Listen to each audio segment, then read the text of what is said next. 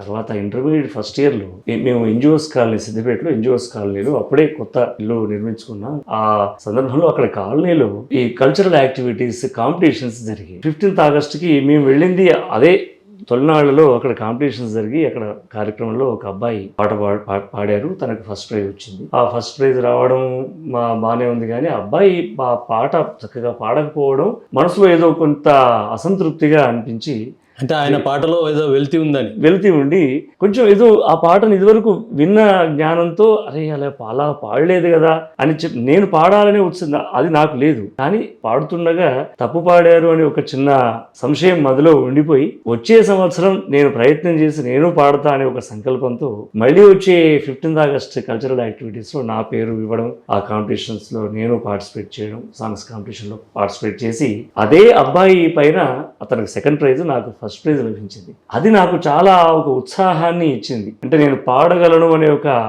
ఆత్మస్థైర్యాన్ని నాకు ఇచ్చింది ఆ కాంపిటీషన్.